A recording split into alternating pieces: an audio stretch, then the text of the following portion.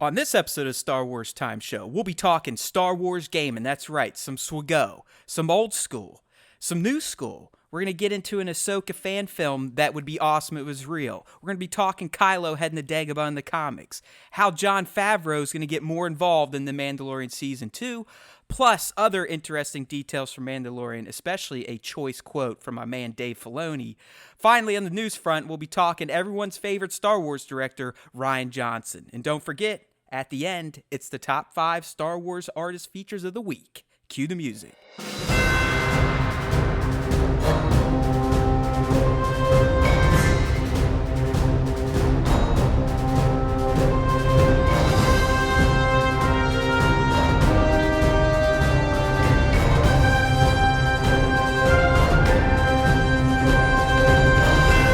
Welcome back to a brand new episode of Star Wars Time Show. It's Matt and Nick, and we are locked and loaded, as you heard from that sexy-ass announcer. We've got all sorts of things to talk about, Nick, so let's get right into one of the favorite things of the Star Wars universe of ours, and that is the mind-numbing, the tapping-inducing, free-to-play Star Wars Galaxy of Heroes. Oh, Galaxy of Heroes. You people at Capital Games always figure out how to just, pull us back in, you know, to keep us coming back.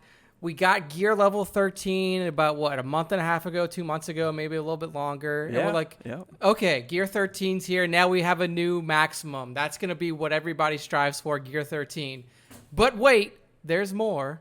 Capital Games today, actually on September 9th, announced a brand new update coming to Galaxy of Heroes, and it's called Relic Amplifiers. Now, basically, what a relic amplifier is in Galaxy of Heroes is an unlockable new piece of gear, you could say, for every character. Yeah, I'll go with gear. That works. Yeah, it's in the gear screen. It's leveled up by pieces of gear in a way, so it's almost like a new piece of gear. So when you hit gear level 13 for your characters, and if you play this game, you know that gear 13 is not easy to obtain. When you get to gear 13, you unlock your character's relic. And what the relic is basically their weapon. This is their source of power. So once you get to gear 13, you can then start upgrading this relic. And when you upgrade the relic, what happens is you unlock new stats, you unlock enhanced stats, and you basically supercharge your character. Yeah, I mean, I from the video, Nick, and by the way, everyone, if you go to StarWarsTime.net, or you should be doing it anyways on a daily basis, so shame on you, but you can check out a trailer for this that actually does a pretty good job at showing off what the relic mechanic's going to look like. But as Nick said, it's probably going to be weapon-based. Who'd they show in the video? It's Rey, right? JTR? Yeah, so they showed JTR. Her relic is going to be the Skywalker family blade. I've seen screenshots of others. Kylo. Nick, it's now called Rey's lightsaber. Rey's lightsaber, yes. Not the Skywalker According to family. Pablo Hidalgo. So it was the Skywalker family blade in the OT. Now it's Rey's lightsaber. Well, I mean, honestly, when you hear the term relic, her having that blade makes the most sense of calling it relic. Now, if we're guessing, as you said, that other characters' relics will be their weapons too, then it's okay, what are we talking about here? Yeah, well, maybe their weapon changes. I don't know. It could. That would be cool, because CLS, if CLS is going to have a relic, Commander Luke Skywalker, for those who don't play the game, is his relic also going to be the blade? Yeah, it has to be, because it's not like they're going to give him the green boy. Yeah, exactly. That's eventually going to come whenever we get ROTJ Luke in the future. Speaking of him, our intern, Ryan the intern. He's got inside info? What's he got? I wouldn't say he has inside info, but he's very good at kind of using the Force to feel out where this game's going. Yeah. You know, he's kind of very Palpatine-ish with his future thinking. Okay. He believes that Jedi Luke, a.k.a. Black Suit Luke, Yep. Green Saber Luke, if you will be the kind of the carrot to bring everyone back after they've pissed off enough people to where they feel like the game's going to close. Okay, so they're really he feels out. like he's going to be like the last hurrah, like, no, motherfuckers, you're not leaving yet. Whales, open those wallets. You got to keep paying us, because here he is, Jedi Luke. Yeah, I mean, I can see that, because, I mean, my first thought as a player who, kind of got into the game a little later than others, seeing gear level 13 and then seeing how hard it is to get to gear level 13, like you almost have to shell out dollars to get to 13. Like it's super if you want to do it in hard. any sort of timely fashion, 100%, or you got to spend enough to create your own economy, which I've gotten better at, but I'm still not generating, 300-400 a day gems. That is, people. That's the in-game currency. That's the real money stuff. That if you spend real money, that's what you get is gems. But yeah, I mean, he feels, he gets very upset with this game. And he is hardcore reading forums on Discord, this, that, and the other thing. Yeah. And he's all upset because he feels like free-to-play can't really be a winner anymore, a champion in Grand Arena, whatever. I'm like, well, dude, you never technically were free-to-play when you drop over $1,000, so you've kind of set yourself up to be in this spot of you don't want to pay anymore, but to stay on the top, you kind of have to because that's how the game's been built that way from game one. But anyways, there's a whole faction of people. They want to quit. They hate it. They feel it's gotten chintzy, this, that, and the other thing. But he threw that out there. Another one he's stewing on is General Anakin Skywalker.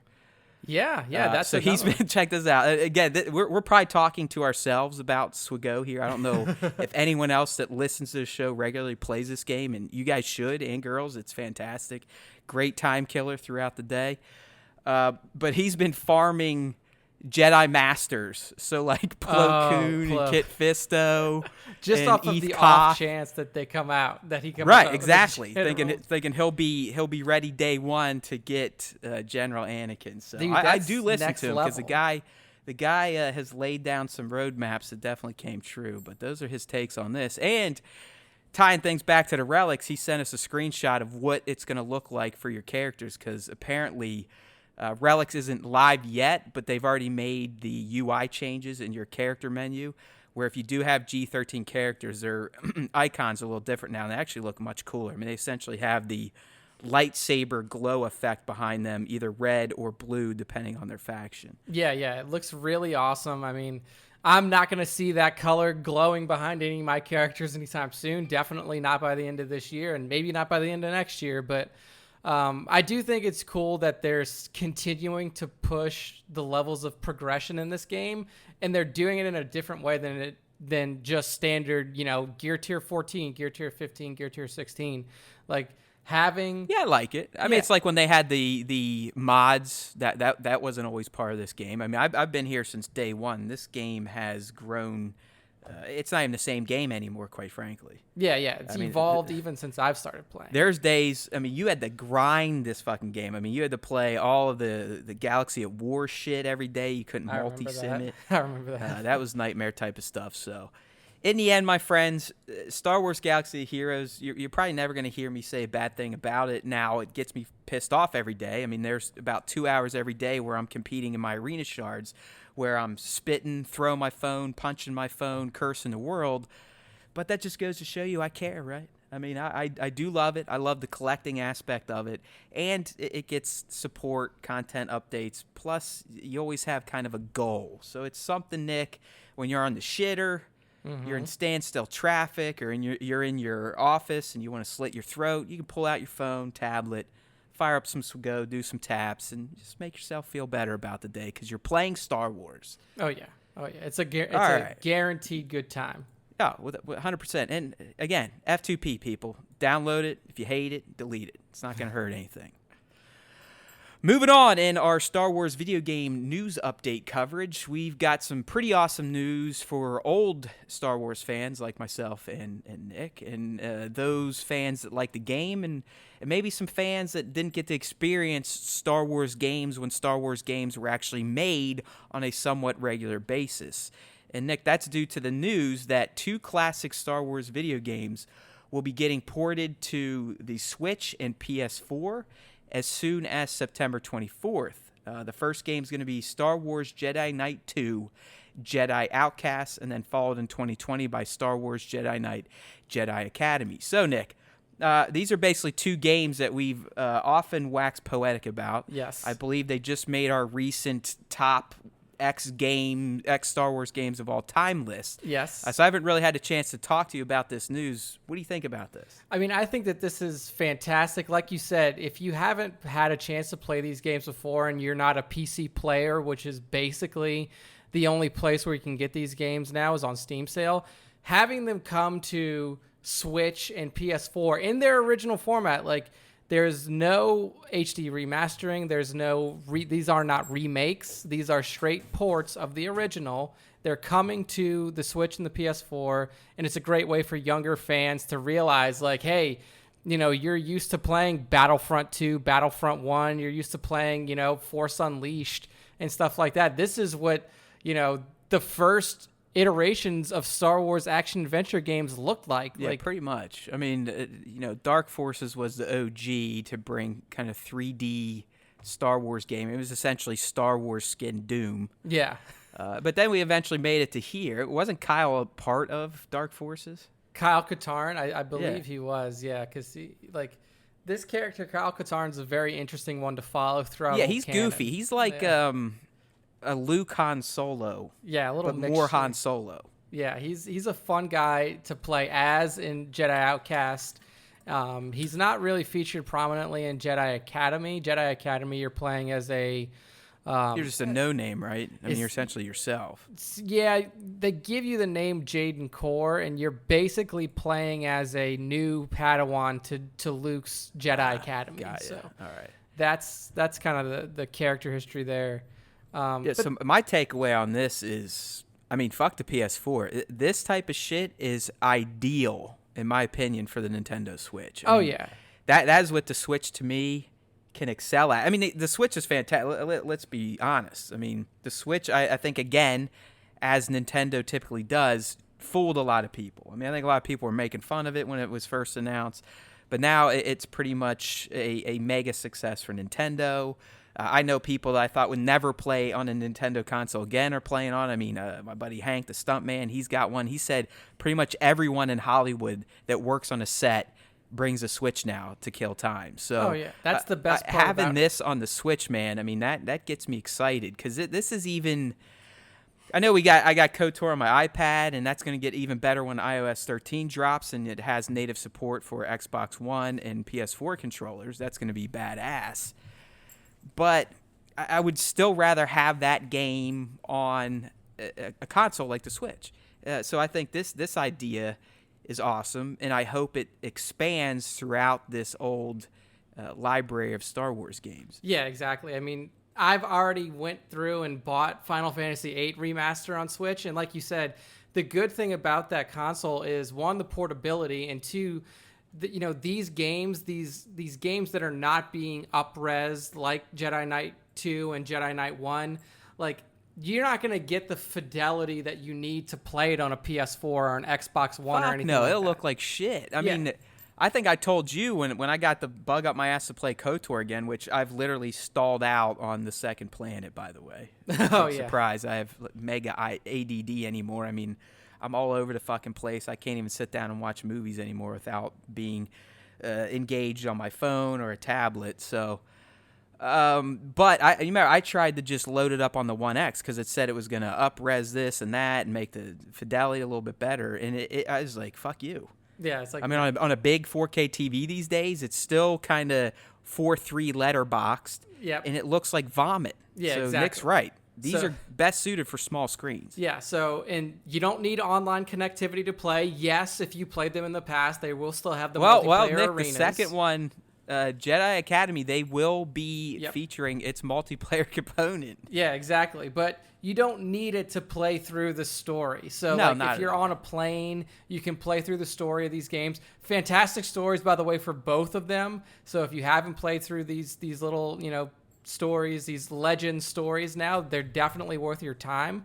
And yeah, like you said, if you're on the go a lot, if you don't have time to sit at home and, you know, play a 20 to 30 hour game on a TV, then the Switch is the perfect option for you. So I mean, Or like, you know, you got a little kid or you want to spend some time with the family instead of locking yourself away in your gaming cave or den, you could just sit there and stealthily, you know, play a little Jedi Academy while everyone's watching Barbie Fairy Princess or something. So I'll definitely be snagging this. I mean, the first one's dropping on the 24th, so I mean that's basically exactly 2 weeks away Yeah. from the time we're recording here. So I'll definitely be getting it, and I'm sure we'll talk about it once we get our hands on it and let you know how it plays on the Switch. So we're not quite done with the Star Wars video game news yet. We got some new artwork for Jedi Fallen Order, Nick. Okay, so we teased the cover in the last cast, but now there's a limited edition art book, which yielded more concept art to check out. And it wasn't that exciting outside of one image in particular that really kind of got me excited as a Star Wars fan, a fan of the Imperial look, and a fan of collecting Star Wars. And that is this Imperial Flametrooper, which is a Stormtrooper unit we did not see during the Age of Rebellion films. Yeah, or so really in the cartoon series either. Yeah, no, I mean, this is a brand new unit, which that seems to be the deal these days, Nick. If you get a Star Wars franchise and you're either going to create a big game or a movie, you pretty much have to feature a new Star Wars type. Or, I mean, a new Stormtrooper type, right? Yes. So it looks like Fallen Order is getting the Imperial Flametrooper, and he's best described. I'll try to throw the image in the movie or in the YouTube version of the cast.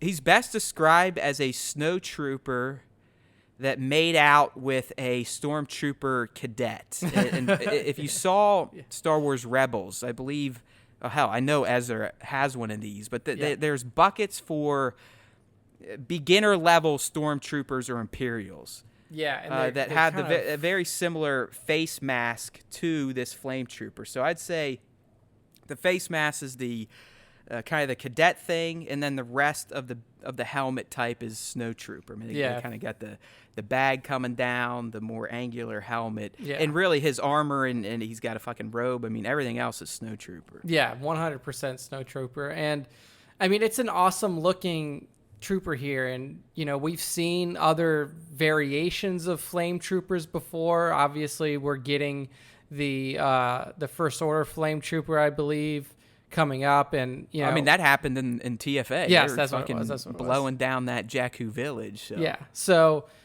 it's cool to see the Imperial version of that same kind of concept, and like you said, I think both you and I said this before we went live, like, man, this would look really cool as a fucking figure, as like a 6-inch figure. Oh, and Matt, being in the toy community, is probably salivating thinking about something like this. Well, I mean, when we posted it to IG, I think that was some of the reactions. Were like, ooh, I hope we get a figure. I hope we get a figure. I mean, you're probably going to get a figure. There was leaks of the Cal Kestis figure, Black Series figure. I mean, it didn't really look that great. There's also an image of Cal in this post, as well as information on the limited edition of the art book, which is going to go for $80 versus $40. And it sounds like the only difference is you get a slip space cover and a gallery quality lithograph. Yeah, so that's not worth the 80. I don't think so, but I don't think so. If you want to get them, you can grab them through StarWarsTime.net within the post. We got them here for you, but I don't know, man. I mean, looking at some of this concept art, looking at this new Imperial Flametrooper, I'm even more excited for this game. I know it's going to look great. I just hope it plays great, and even more, it has a good story, because that's really all I care about in games anymore. I don't give a fuck about the gameplay unless it's horrendous. I want a good story. Oh, yeah. Especially a good Star Wars story. That's exactly what we're looking for. And look, if Kojima ever makes a Star Wars game, you can almost guarantee that he's going to put a very easy mode in it, like he's done with Death Stranding. And he's like, oh, this is for people who just like movies. So like, if you want to play Death Stranding and not really have to do anything, just put it on very easy mode. But yeah, I agree. First and foremost, well, I mean, that's what I've been wishing for. I think on our gaming cast, I was talking about how I'd like to just basically hold a controller and every once in a while maybe hit a button, but not like QTE style. Literally just hit like OK. Yeah, exactly. Like open a door. Yeah. I think I could open doors and open chests, and I'd be happy. Yeah. Everything else, just do it yourself. Yeah, maybe walk a little bit, but I'd still rather just have it fucking walk for me. So like you said, watch a movie. Yeah. So, I mean, this kind of stuff is definitely even more enticing for the Fallen Order game. It's coming out very soon. We're almost 2 months to the date out from the release of this title. So if you haven't already gone and pre-ordered it, you can do that. But yeah, just get ready for an excellent experience here with Jedi Fallen Order. I mean, all the arts looked great. We talked about the previous art piece that released that we kind of speculated could be like a Sith temple last week. And now we got this awesome Flame Trooper. So lots of good stuff coming out of the art And books. if we do get the Black Series figure, you know what we want. We're talking to you, Sir Dork, and you everything. Blow that fucker up. Flame Trooper. That's all you need to hear. Flames. Fire. Yeah. Getting fuego. Gasoline, maybe. I don't know. I'm excited. I'm still excited for Sir Dork's cremation of the retro figures. Oh, yeah. He said he's committed to it, so we'll see. Oh, all right, man, moving on. We're still kind of in some fandom type of stuff, and this one's awesome, especially if you're a fan of the Clone Wars, Star Wars Rebels, Dave Filoni, or just the girl herself, Ahsoka Tano. So we got this pretty awesome fan trailer with this, what's his name here? Tim Gonzalez is the creator. Mm-hmm. He basically pitched an Ahsoka Tano, a Star Wars story. So like Solo, Rogue One, something like that, but featuring Ahsoka Tano. And what he did, he used choice clips from the Star Wars Rebels Season 2 where she came back. It was Fulcrum, this, that, and the other thing. Had her little encounter with Vader/Anakin.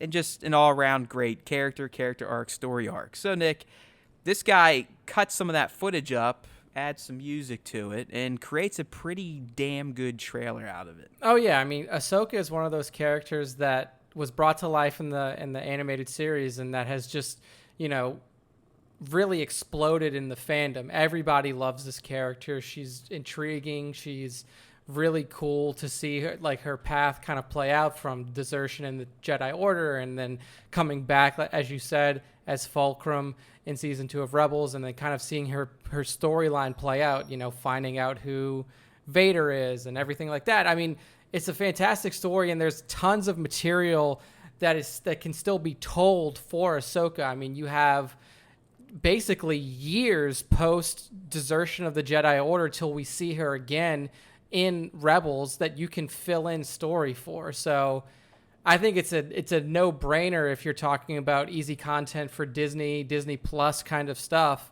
And it's a character that everybody loves. I mean, Ashley Eckstein, even the voice actress for, everybody loves her too. So I mean, it's a no-brainer. Disney, get this done.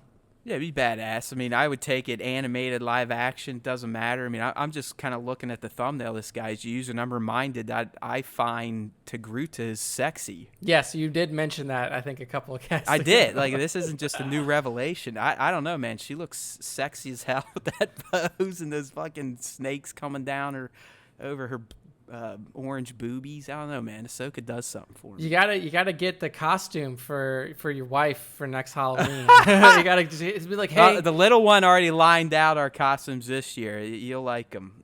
She wants to be Bespin Leia, but the one in the red dress. Okay, that's exactly what she said.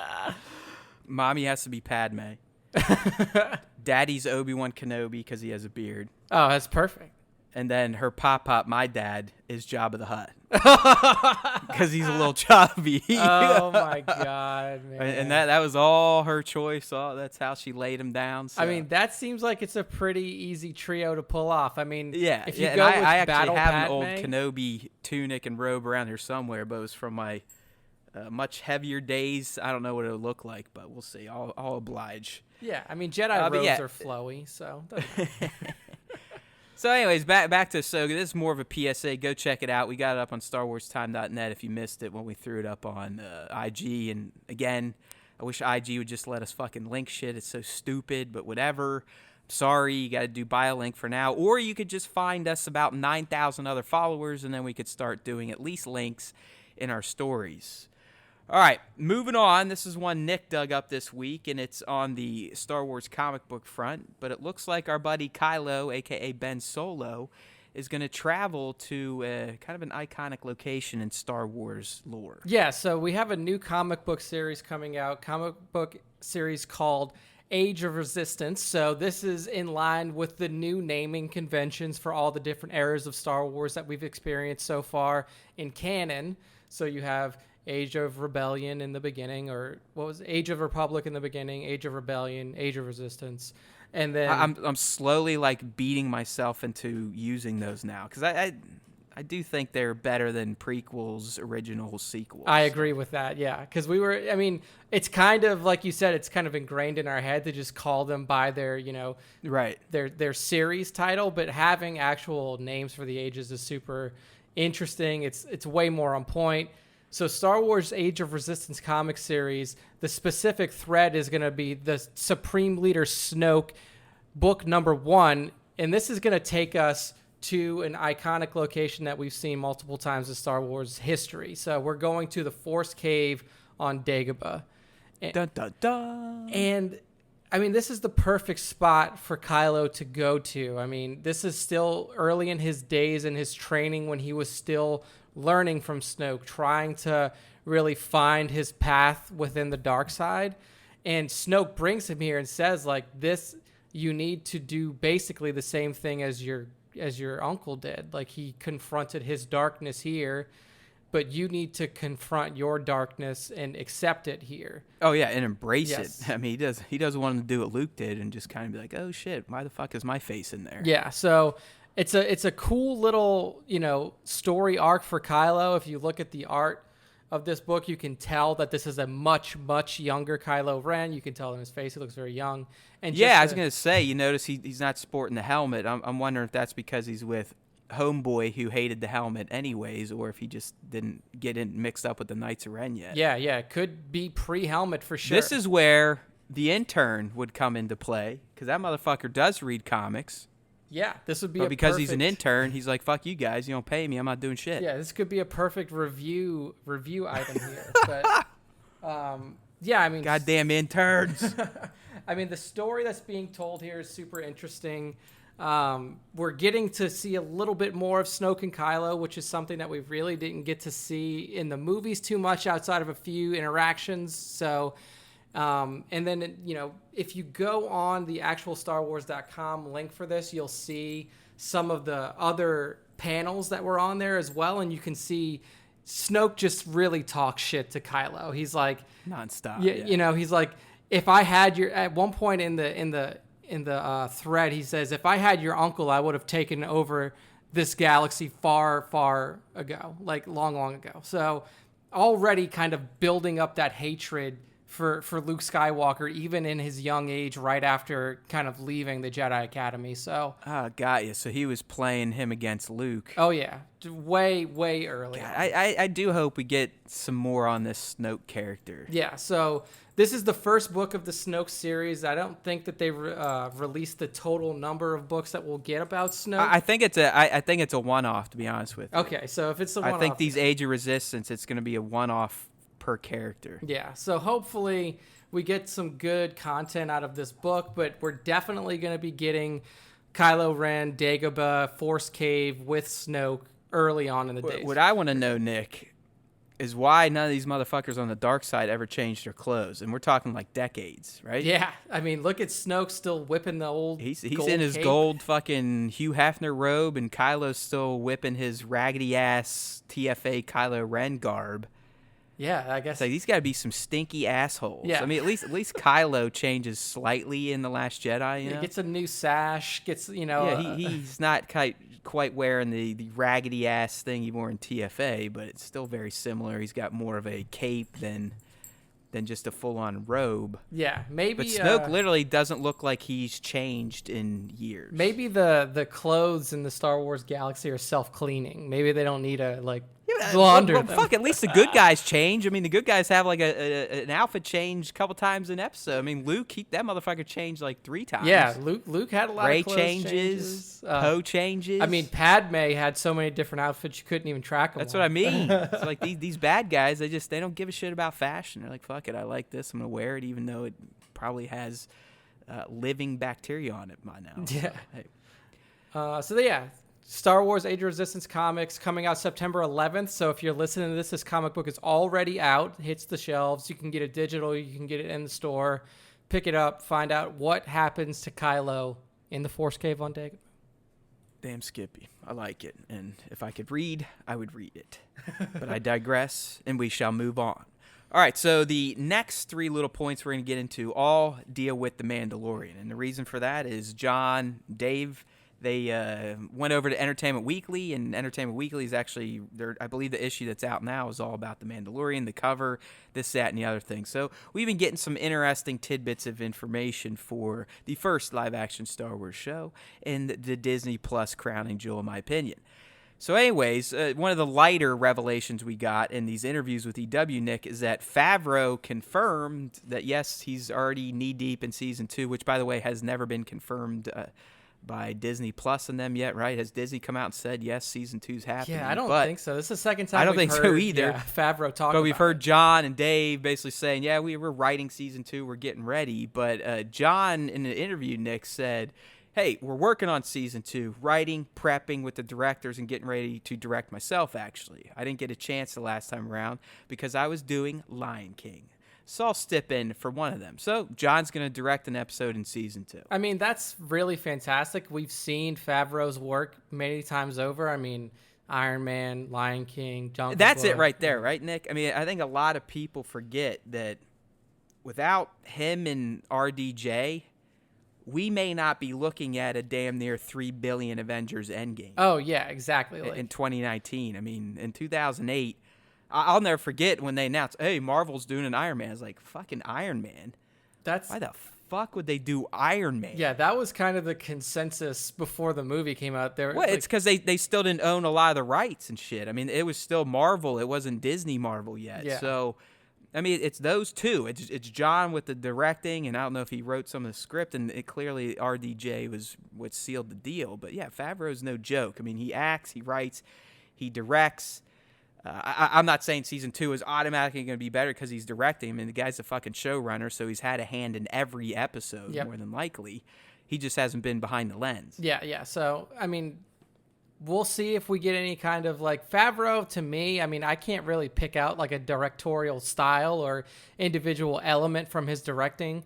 Like, obviously, JJ's got the lens flare. You have transitions with people like Edgar Wright, and you know, every director has kind of like a little quirk that they add into their styles. But Favreau, I have to go back and watch his stuff. I don't know. I know exactly what you're saying. It's interesting to think about. I don't know if he does anything visually. I think his is more how scenes are shot in terms of like the dialogue and quips back and forth. He seems to like to do a lot of that. Yeah. You know, swingers type of shit, dialogue, humor, but not too over the top. Yeah, exactly. So it's really cool to see him coming back and coming into the director's chair for Season 2. Just even more reason to get excited about it. And if they go with the same format for directors as they did with Season 1, we could see some other big names behind the camera. We have Taika Waititi in Season 1. We have Bryce Dallas Howard in Season 1, Dave Filoni in Season 1. I think there's 2 or 3 more directors that have done some really fantastic stuff as well. So, I mean, really excited to see, first off, how this fucking show is when it comes out in November, and then exactly how we're going to move on into Season 2. So, yeah, good stuff out of Jon Favreau. Right. But the Entertainment Weekly coverage did not end there, Nick, with The Mandalorian. We also got to look at the cover issue, which looks badass. And I guess for the first time, I really realized that he's not whipping the eye sensor. No, yeah, he doesn't have that little, like, the... I mean, he's got the attach points on his helmet, but must not feel like using it. But anyways, we did get 3 new official images with some context provided, one of them by Gina Carano. And it kind of, I think it's bolstering my theory about how my light plot speculations for The Mandalorian. So, first and foremost, Nick, the images we get one of Cara and The Mandalorian. They're braced, ready for a fight. Yep. We get another one where it looks like they're outside some sort of homestead, and I believe they're with the lady that we see in the trailer that is holding the young girl in like a stream. Yeah, that's what I was going to say too, is that child, I mean, that woman looks familiar, and I remember when that trailer came out, I specifically called her out, like, "Hey, this lady." Right. It's not the one from the trailer where they're in red and they look like they're in a desert town street. It's the one literally, it looks like she's hiding out in nature. And if you see this image, it definitely looks like the same planet. But it just kind of goes back to my initial theory that Cara and Mando are going to run into each other through circumstance. Yeah. He's probably out on a bounty. He's probably the one that Werner Herzog sends him on. That's probably going to be going after a young girl. And as I speculated, I believe Cara and him will kind of tussle. They'll team up out of circumstance, and they'll probably try and protect this girl throughout the season.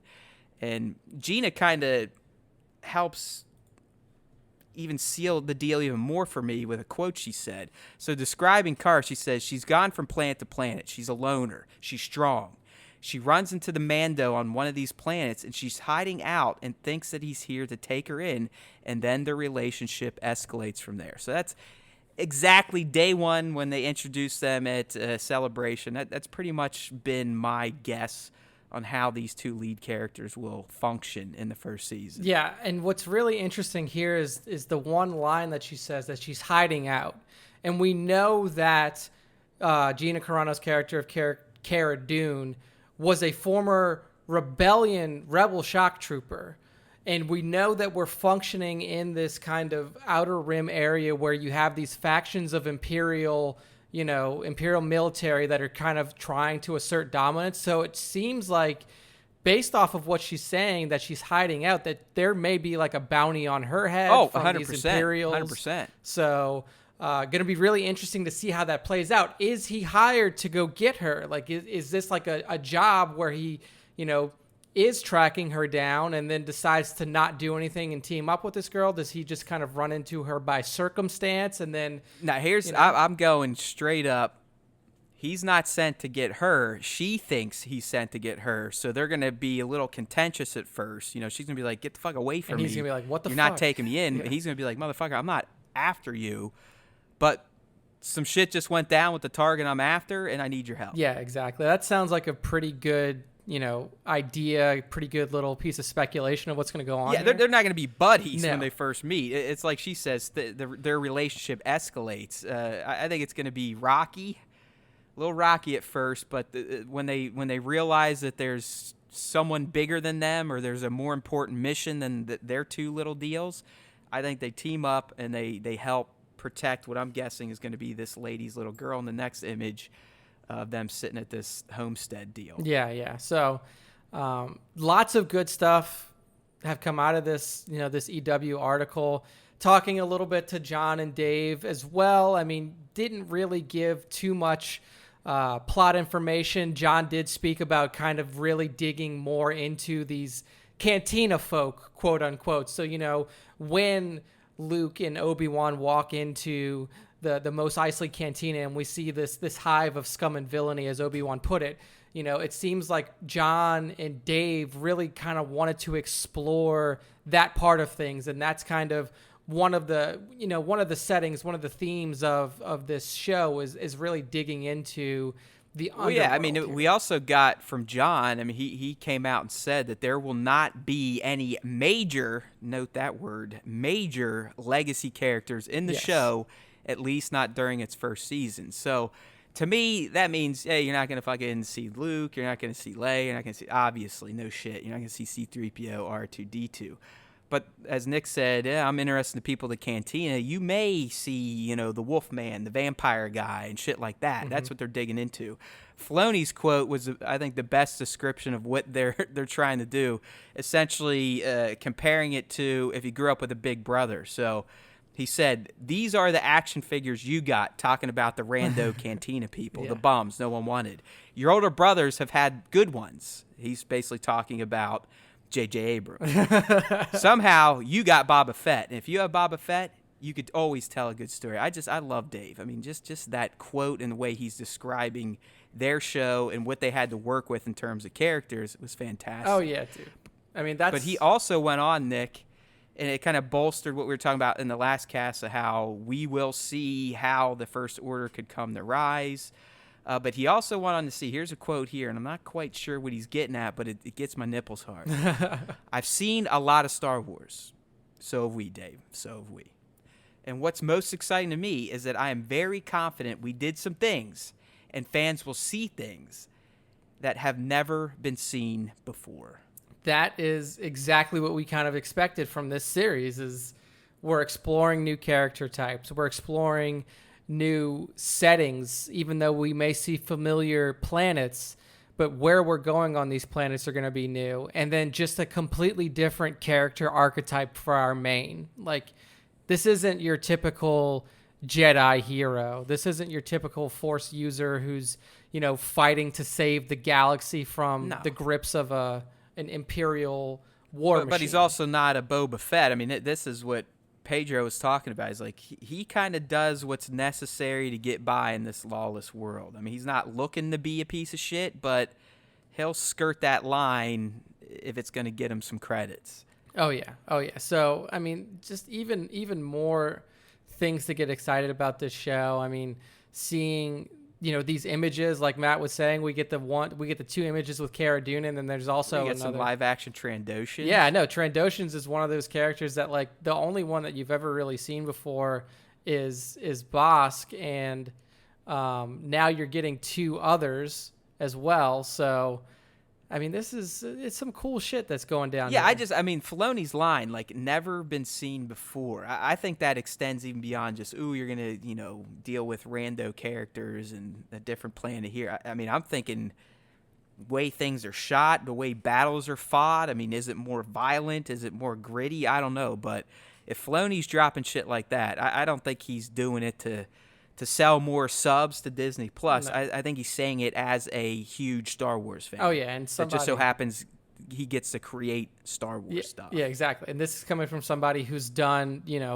multiple seasons of Star Wars animation. He's George Lucas's true heir. Yeah. He is the protege. So, yeah, lots to look forward to for The Mandalorian. I can guarantee you when the sale went down, George had a line item like, David Filoni will always be involved. He is the new me. I mean, and it's like you said, he's the true heir to the throne, and this guy being on The Mandalorian is exactly what we need to kind of pull in other characters that maybe he has worked on before, and that kind of leads us into another piece you wrote up, This Matt. is a big one here. I caught wind of this today, and I may, if time permits, throw up a speculation video on YouTube, so we appreciate if you check that out and sub.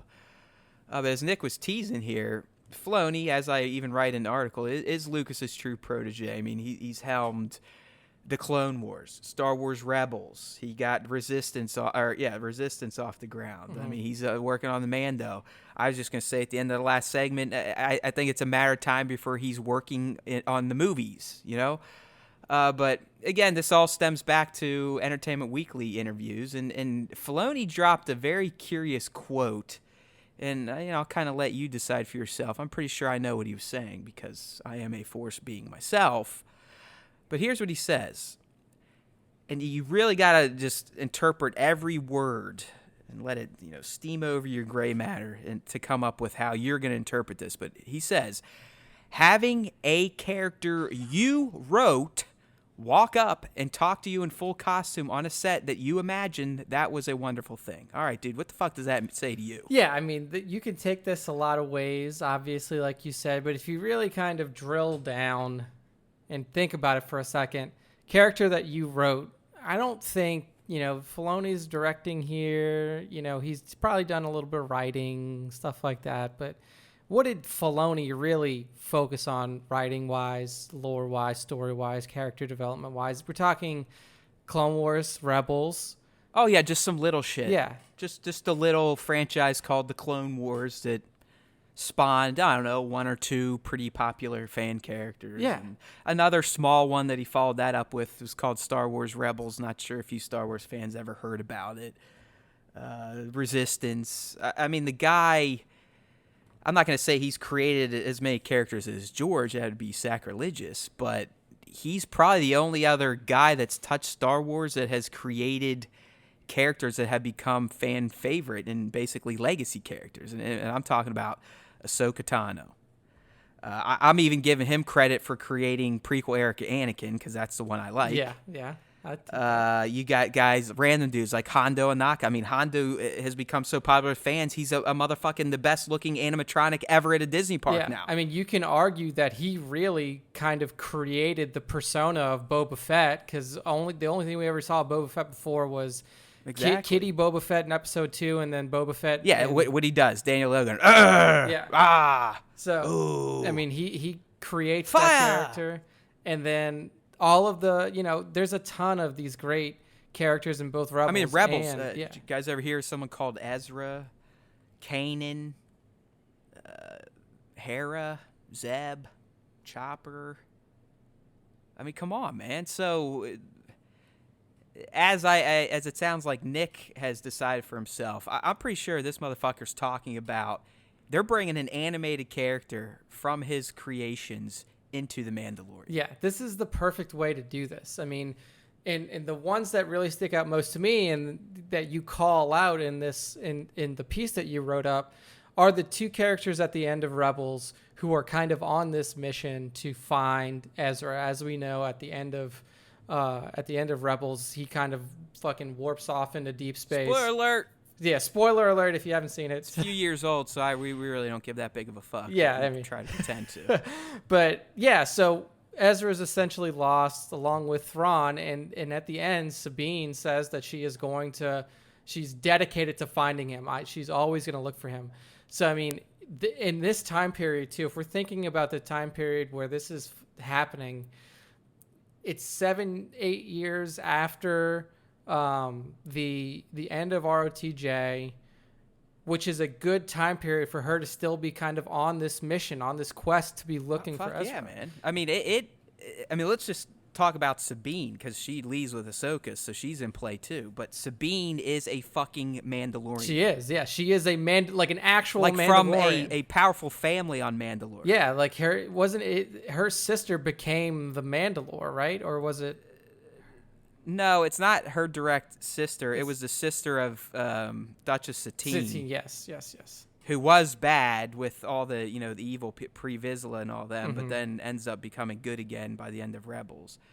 No, Sabine was essentially going to be the chosen leader of Mandalore because she had the dark saber. She had the dark saber, yes. And that's... and she trained with it, got good with it, but she ends up leaving it on Mandalore to kind of stick with the Phoenix Squadron. Yeah, so... But, I mean, going back to it, dude, I mean, we know Pedro's Mandalorian is true Mandalorian. He's not a wannabe like Jango and Boba.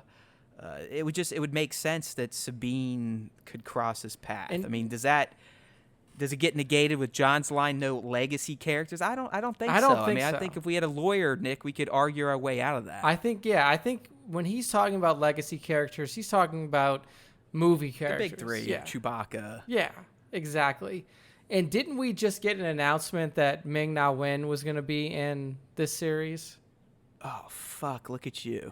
I mean, Sabine, to me, I think was meant to be Asian in descent. Yeah, exactly. So, I mean, like, I'm not trying to draw racial lines here. I'm just saying, if you look give yourself credit. That's a fucking great speculation there, dude. Yeah, I mean, Sabine. That's a great call because they could totally make Ming into an older Sabine. Yeah, I mean, I guess I don't know how much older she'd really look. I mean, what was she when Rebels ended? I mean, she was a teenager still, young 20s. I don't know. Yeah, I mean, I'll try to look up.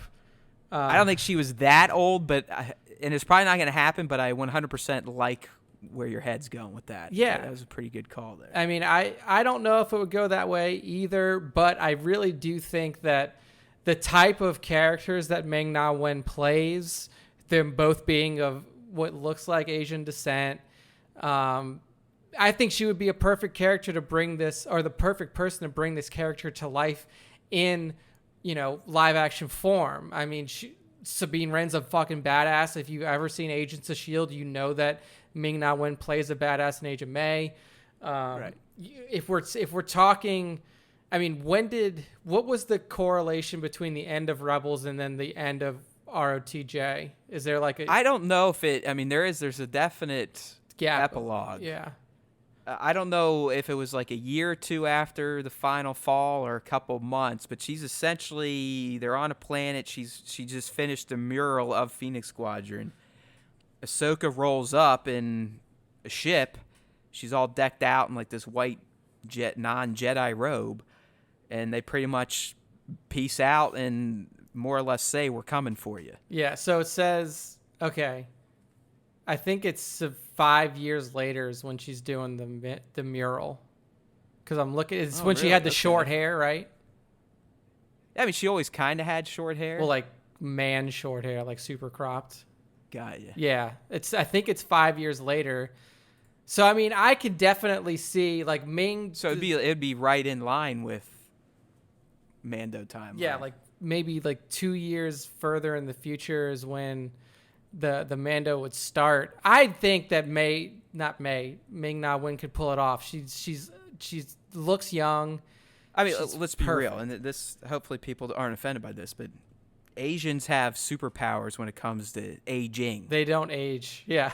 Well, it's because they diet right, they exercise, Yeah. they just live a better, healthy life.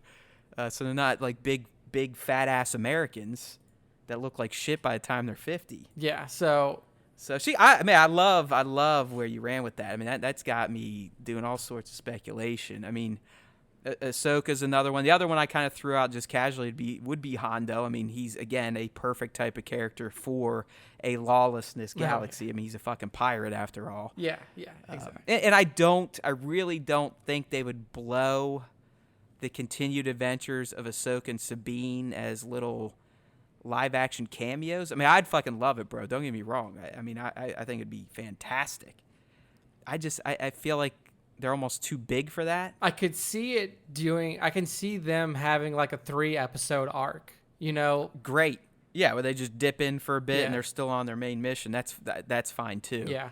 But I'm still going, as we wrap this one up, that Filoni more or less said, I created a character in the animated world, and now the motherfucker's talking to me in the real world. Yeah, yeah. And this comes I'm telling you, man, right after the announcement of Ming-Na Wen, like, it's got to be.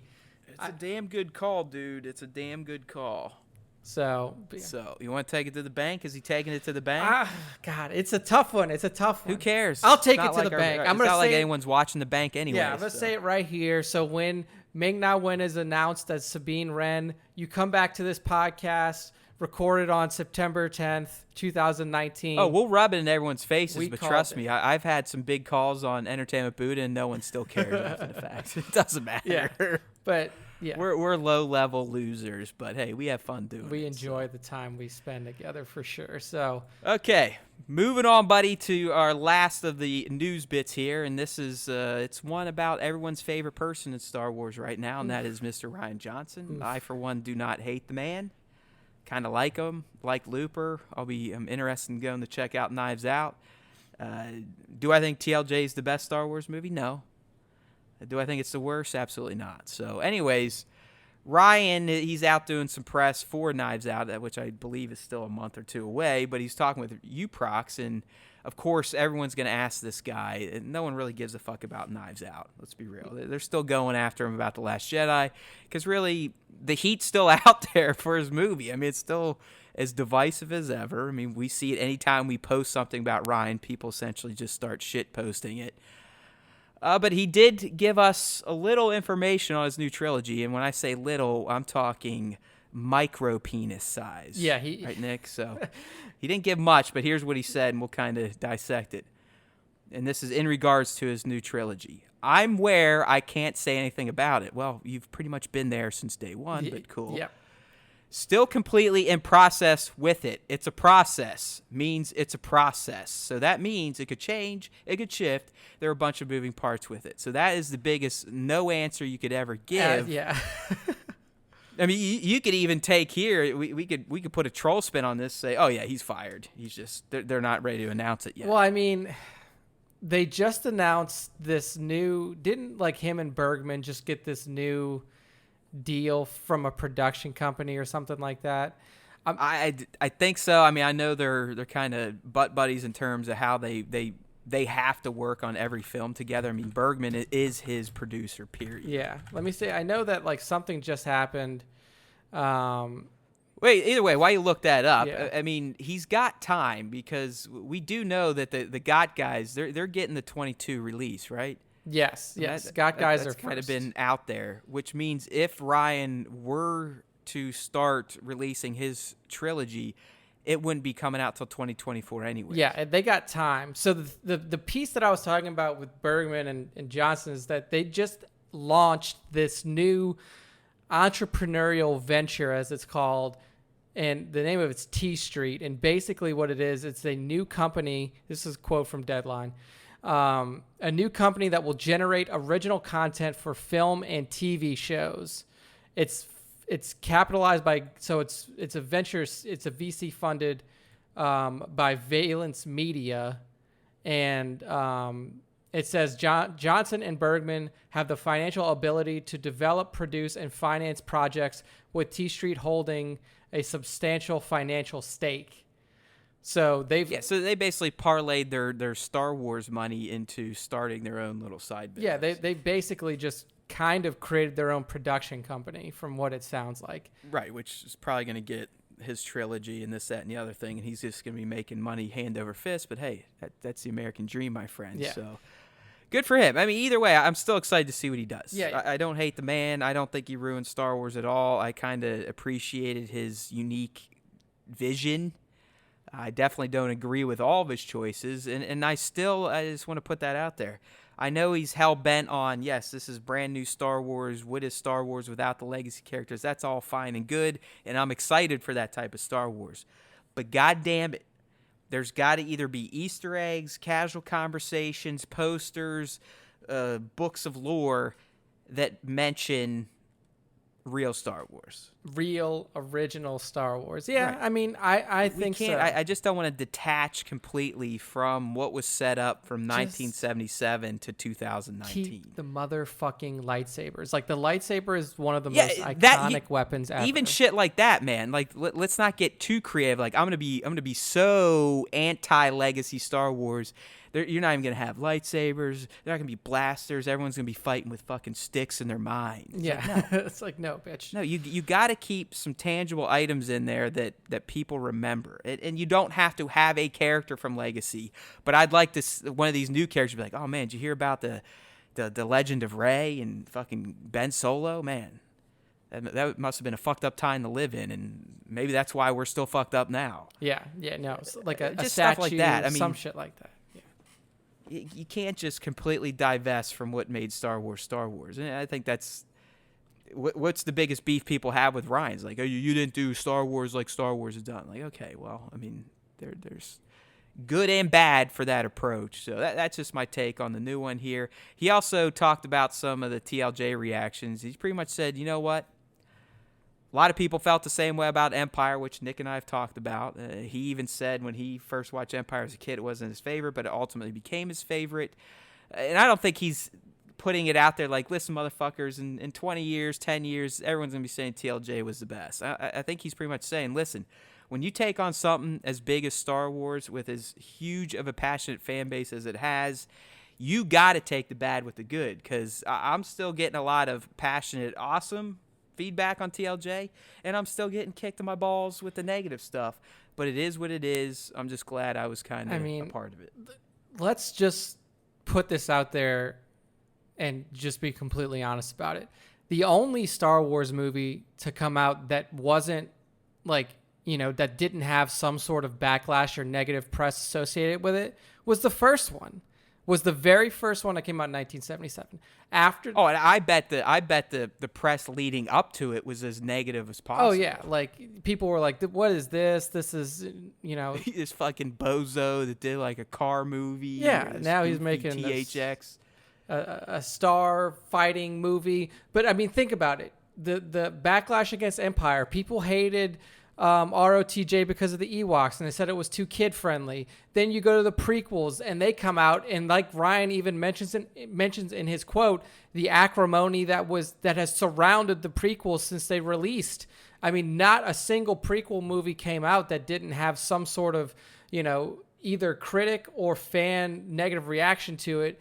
TFA, you had people saying that it was too close to the to A New Hope, and that JJ was just rehashing old material. TLJ comes out, and then you have the backlash against that. Like, every Star Wars movie that's come out since 1977 has had some sort of backlash associated with it. Like, there's no... I mean, the moral of the story is fucking Star Wars geeks are assholes. Yeah, and that's Most geeks of anything are assholes. I mean, let's face it, humanity is just one big asshole. Yeah, I mean, when you have, and that's kind of what Ryan says towards the end of his little quote, is that he says, when you have a fan base that is as passionate as Star Wars fan base in the Star Wars fandom, it's impossible to put out something that doesn't, kind of stoke a fire on one side or people disagree with. Like, he's got to take it. In the end, he's fucking laughing all the way to the bank. I mean, the guy's probably going to make 4 Star Wars movies. As Nick says, he parlayed that into making his own production studio, which is just going to generate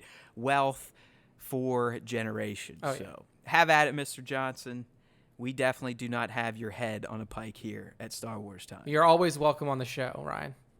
yeah, sure. There's the invite. I mean, anytime. We'll try to fit you into our busy schedule. Yeah.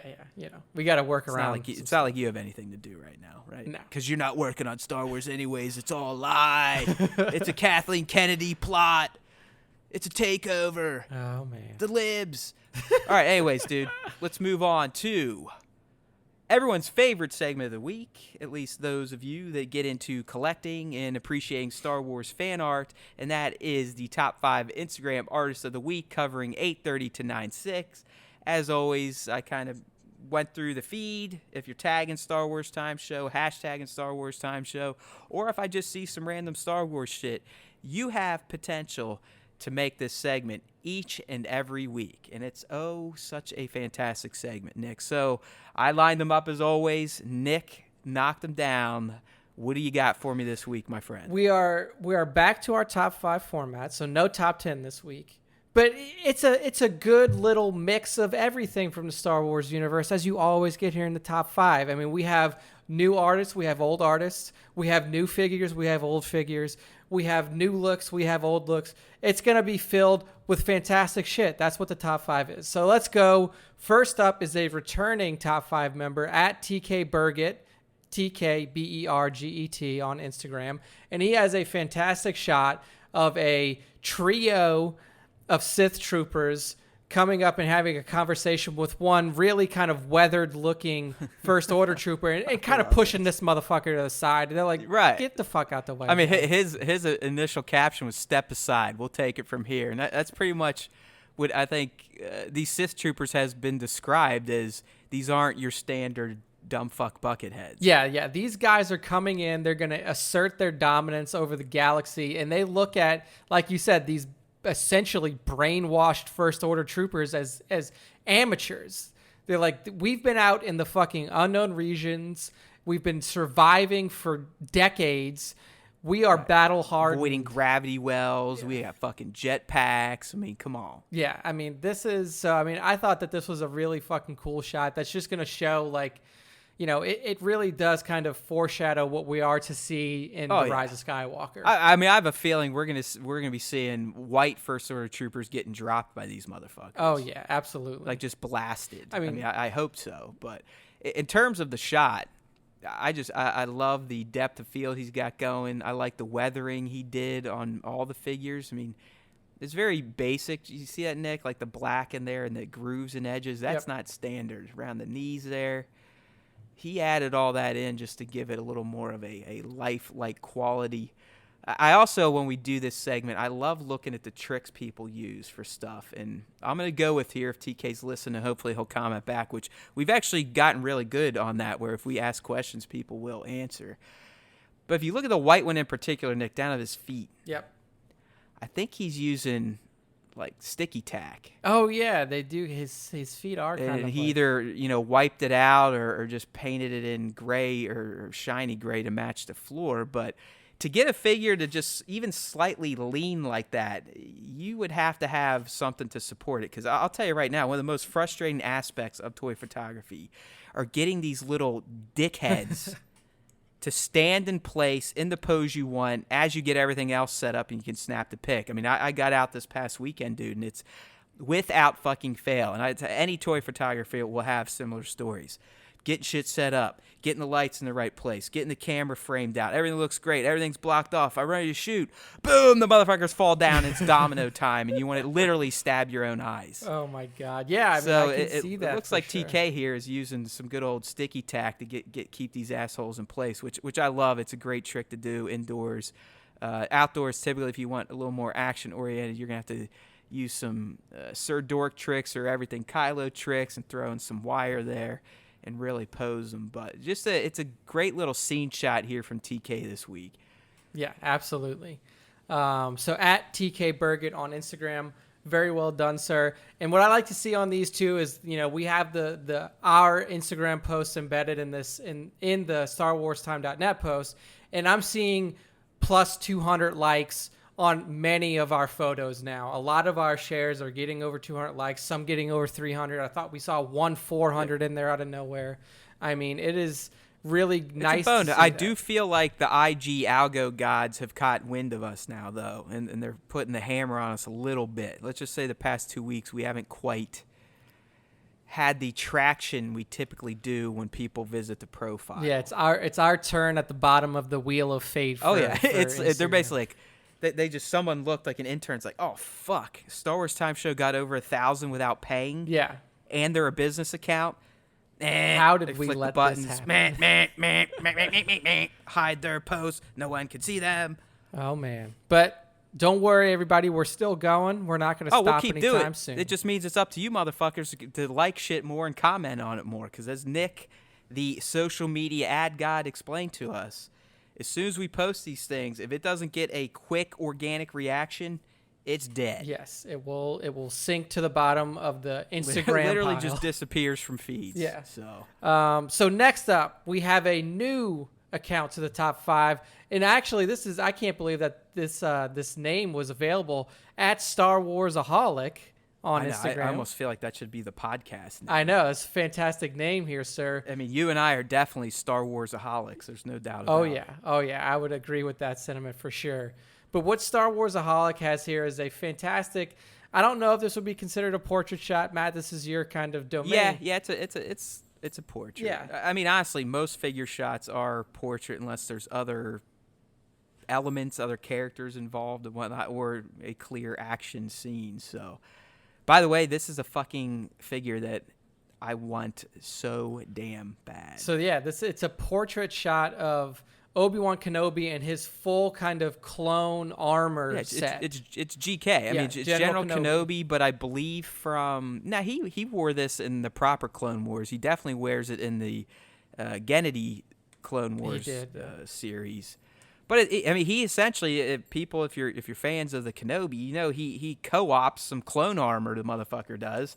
Throws his robe over it like a cape and starts pimping. Yeah. I mean, it's a fucking fantastic looking shot. So you said that this is a figure that you want. So this is a Black Series GK figure? I don't know how these motherfuckers are getting it unless they're going on eBay at this point, at least in the U.S., because this, I believe, is supposed to be a Walgreens exclusive, which are always hard to find because they're fucking Walgreens. Hello, Hasbro.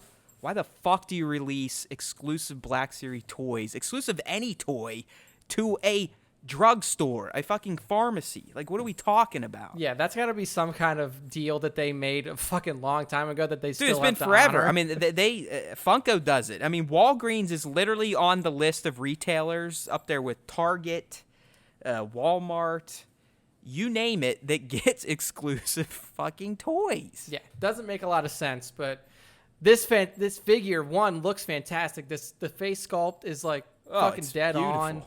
on. The armor that's associated with the figure, that's on the figure, looks fantastic. I mean, everything about this. Does that cape come included with it as well?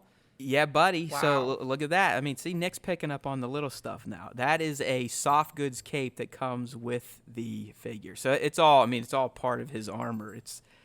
Looks like it's basically glued down with those two circles up there on his titties. Oh yeah, this guy's great. And just I mean, I haven't made a serious effort of trying to find them just because I kind of use the toy community to know when big shit drops like this.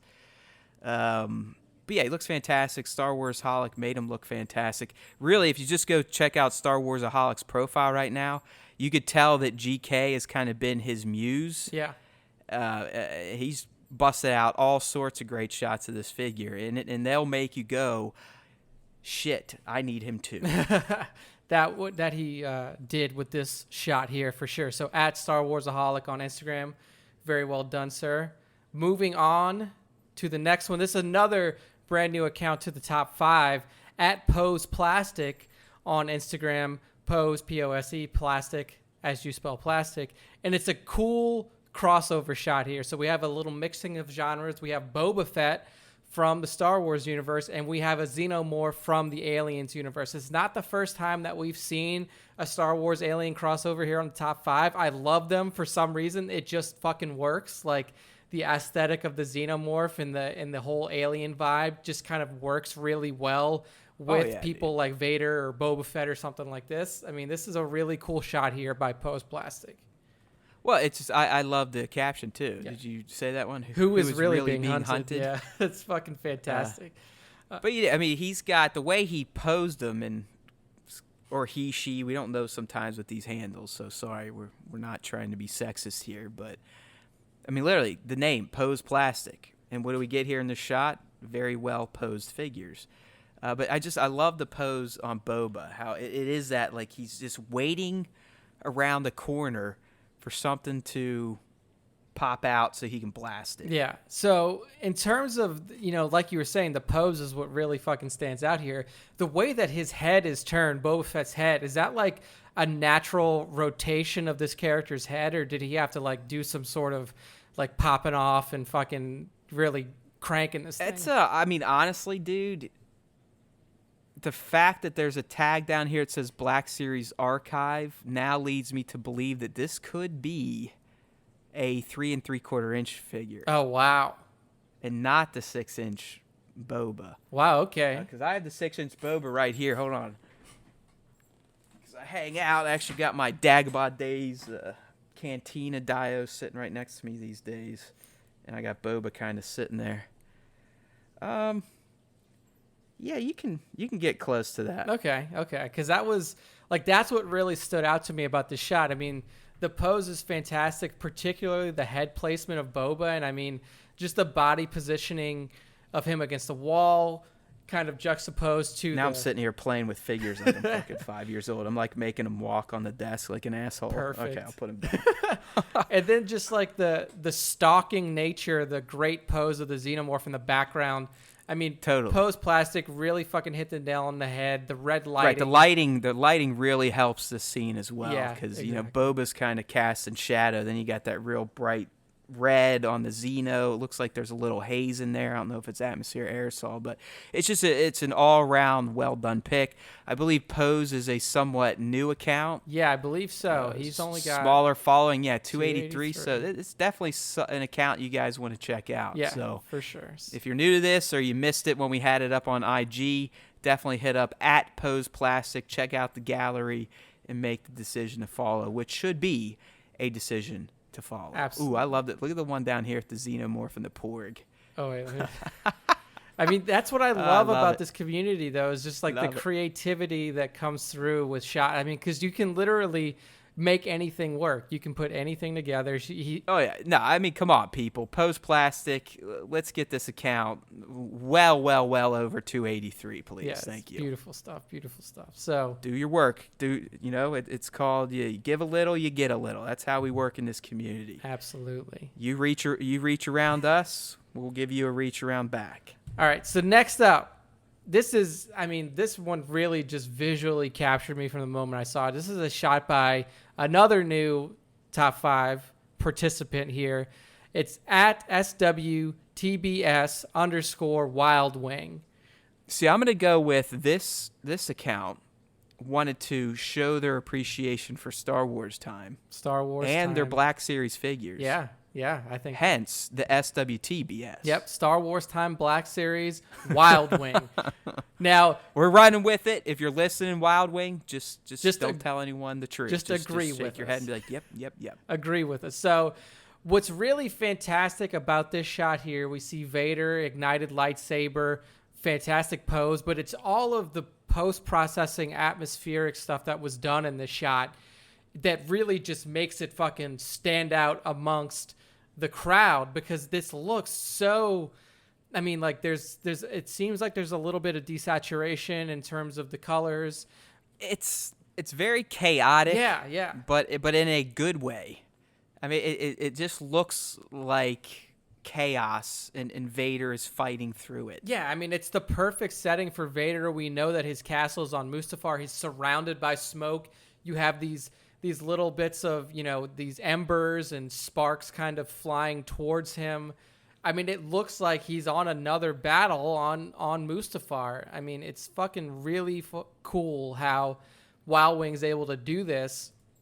And if you scroll through his feed, his last, probably 7-8 shots all feature a similar style. There's one with Anakin like that. You have a Vader Kylo that has a similar atmospheric effect as well. I mean, that's what really grabbed me about this. I'll tell you what, man, he's got a fantastic custom Hermit Obi-Wan 6-inch.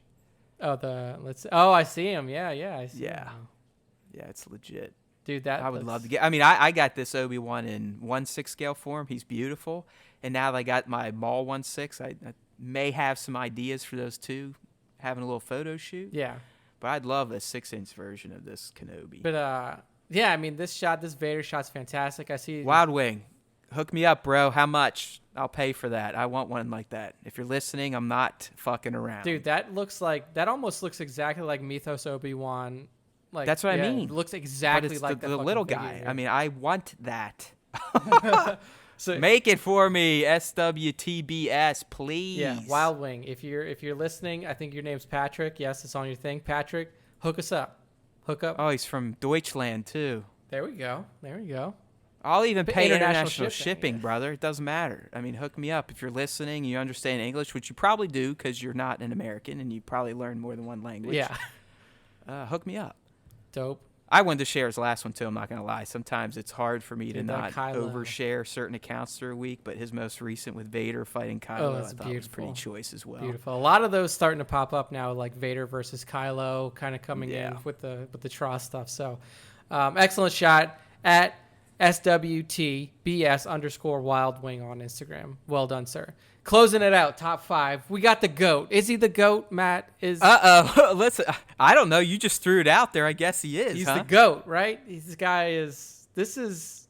I think everything's getting a little They're close. Sad that we keep kind of bumping them up and down, up and down. So I mean, really, those two, Sir Dork and everything, they're our goats. They are. They're the two goats. They're Star Wars time goats, and when it comes to their toy photography, they're definitely in the next level league. One I'm trying to get in one day, the double-digit follower league, and they get there because of their action-oriented practical effects shot, which you got here from Sir Dork's latest. Oh yeah, Sir Dork has a fantastic shot here featuring the fantastically cool looking samurai line of Star Wars figures. In particular, we have the Stormtrooper variant here, and he's in an action oriented pose, as is signature by Sir Dork, everything Kylo, these really top level guys.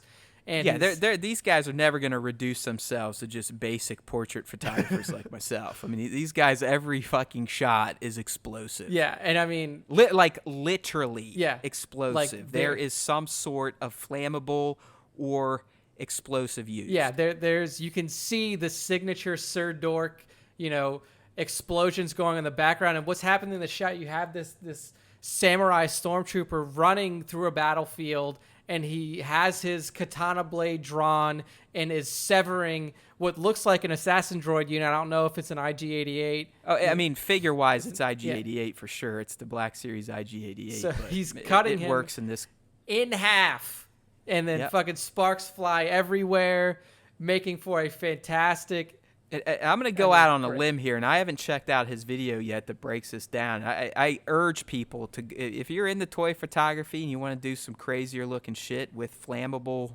liquid, blow torches, fireworks, bombs, you name it, check out Sir Dirk on YouTube. He breaks these things down. But knowing how Jared operates, I'm going to go with even the fire coming out of IG-88 is real. Wow. I really didn't expect I'm going to, sometimes he may get a little clever with the digital stuff and bring an effect in here or there, but I believe he's almost always 100% practical, as I know everything is. But I don't know. Maybe I should just go check out the video and quit being uninformed. But either way, I mean, it's a Sir Dork shot, and I'm kind of upset with the community here for only getting this shot. I know, 67 likes. That's a little fucked up. I saw that, and I was like, I mean, I really love the samurai line of the Star Wars figures. I think they look fucking cool. Stormtrooper. And then, because you have a fantastic shot of this trooper as well. I mean, I think you may have put this up a while ago. But, I mean, this thing just looks really fucking cool. He's got a great set of nipples on his arm. I know, right? He's got, like, Batman fucking nipples on his arm. Hardcore. Like George Clooney Batman nipples. Yeah, it's crazy. But, I mean, this is a signature. Yeah, they're fun figures, man. I mean, I just got the C-3PO one. I didn't just get it. It was a few months ago. But, I mean, he's badass looking. The next ones on the horizon are Age of Resistance base. So there's going to be a Kylo, a First Order Trooper, and Phasma. Nice. Yeah, I mean, Kylo's looks radical as hell. I mean, the Kylo, two Vader ones, I don't know if you've ever seen those yet, but the Vader ones are the ones that initially drew me to this line, which is from Bandai. It's just like, I mean, Kylo almost looks like a samurai just in his regular ass armor from the movies. Yeah, you're right. So, but yeah, no, I mean, this is a fantastic top 5 closed up by Sir Dork. I mean, the guy is clearly if you're new to the community, if you're new to the toy photography universe, follow him, follow everything Kylo, follow everybody. Yeah, get linked in with him. I mean, he does the Sir Dork shout out hashtag, so he'll blow you up on his stories. I think every Sunday he does this, and he's just a nice fucking guy. Yes. I mean, I've never met him in person. We've DM'd through IG. But he's a guy I feel like I could go hang out with tomorrow and talk to him, kind of like I talk to Nick on a weekly basis. I mean, just a cool dude. I feel the same way with everything Kylo. Work more or less as someone else I've kind of gotten to know through IG DMs. And I have Utah. I'd love to get to know Tom, or I would love for Nick to one day feature one of his shots because he's another guy I look up to. And I may kind of put it out there. I shared one this week of a Darth Maul from him that, I don't know. If I was picking the top 5, I might throw in there. But yeah, I don't try to influence our buddy Nick here. So there we go. Putting we'll little word in for somebody. Yeah, I'm kind of getting it out there in the force. And for the first time ever, I may even say, hey, you know what? Put this motherfucker. I feel like I put out a good shot this week. So. Dude, you did. This is a discussion that we've had before, that we've had in the past. I'm not opposed to the idea of. I don't know every cast we do it or every proper cast we do it or what, but I think it'd be fun to just kind of break down a Haywood pop shot and just kind of hear how much I loathe my own work and this, that, and the other thing. I think that would be a good little addition to the top 5. Maybe we'll think about kicking that off next week. But as Nick said, Sir Dork kind of closed out the top 5 segment for this week. So you know what that means, my friends? I know. Stop crying. It's time to say goodbye, but not forever. So you know what you need to do at this point in time? You need to help the Star Wars Time Bros. You need to go to StarWarsTime.net. You need to tell your other Star Wars friends, buddies, family, it doesn't matter, little kids, about Star Wars Time. Because there's always time for Star Wars Time, right? We haven't done the song in a while. There's always time for Star Wars Time. There's always time for Star Wars Time. You guys know the rest. But in all seriousness, StarWarsTime.net, that's where you can find all the subscribe links for the podcast. We're on Apple, Android, Google, email, Stitcher, TuneIn, Spotify, RSS. We even have more options than that, plus we're on YouTube. So you can get all that information on StarWarsTime.net. And if you do subscribe, please like, rate, and review. Every YouTube video, like, comment, review. I can't tell you how much it helps in the SEO world, the organic search world, the what is a fun Star Wars podcast search world. It all helps us big time. So please, my friends, remember, if you listen to the Star Wars Time Show, the Force will be with you always.